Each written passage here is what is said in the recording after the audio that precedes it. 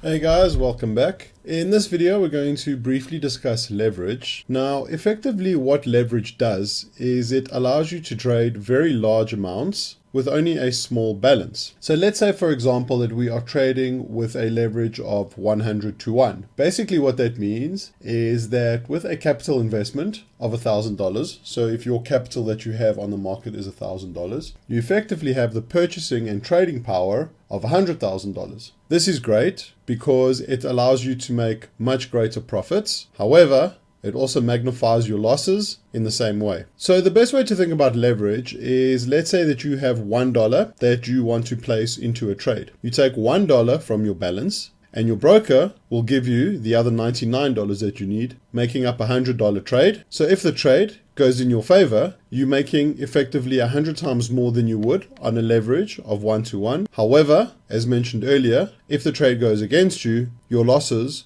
are amplified proportionately.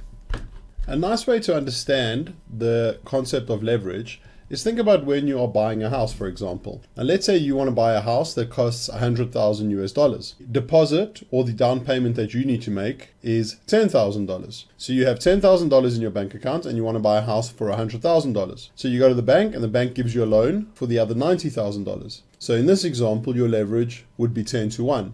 Because although you only have $10,000, you're still purchasing a house for $100,000. Now, if the value of the house over the next 5 years, since your date of purchase, goes up by 50%, it is now worth $150,000. So you then sell it and you would make that profit back, but you would pay back the bank the $90,000 that they initially put in, which means that you are now left with a profit of $50,000. If you were not able to get the leverage and you were not able to get a mortgage, you would only be able to purchase a house for $10,000. If the same house went up by 50%, the house would now be worth $15,000. So although they both went up by 50%, on the smaller house, you would have only made $5,000 profit, but on the bigger house, you've made $50,000 profit. That is the power of leverage. Conversely, unfortunately, if the housing market went down and the house lost 50% of its value, you would then owe the bank $50,000. But on a $10,000 house, if the value went down by 50%, you would have only lost $5,000. So I hope this is clear, and I hope the illustrations that we've shown you make it clearer for you to understand. As always, if you have any questions, I'll be happy to answer them. Just post your question below, and if you enjoyed the video,